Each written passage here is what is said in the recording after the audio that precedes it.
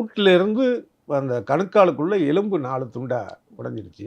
அதாவது அக்டோபர் 10ஆம் தேதி காலையில என்னுடைய மகள் 8வது படிக்கிறாங்க, 8ஆம் வகுப்பு.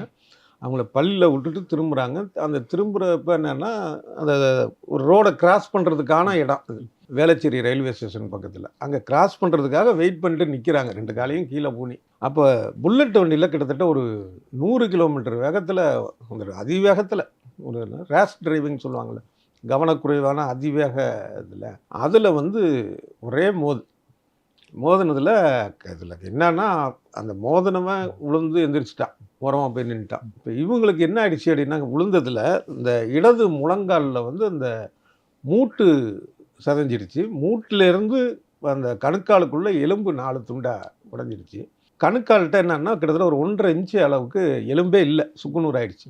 அந்த தகவல் தெரிஞ்சு எங்க வீட்டுக்கும் கொஞ்சம் பக்கத்தில தான். ஓடி போய் பார்த்தா, ஒரு விபத்து மாரியே தெரியல. ஒரு போர்க்களத்தில குண்டு போட்டா எப்படி இருக்கும்? நம்ம பார்க்குறோம்ல படக்காட்சிலாம் பார்த்து ஒரு பகீர்னு ஆவுதுல்ல, அந்த மாதிரி எலும்பெல்லாம் 2 இடத்துல வெளியில துருத்திக்கிட்டு, அது ரத்த சகதியா ரோடு ஓரத்தில கிட்டத்தட்ட மயக்கம் இருக்கிறாங்க. அந்த மாதிரி கால நேரத்தில ஒரு அதிவேகம். அதுதான் முக்கியமான ஒரு காரணம். அப்படிதான் நடந்தது அது.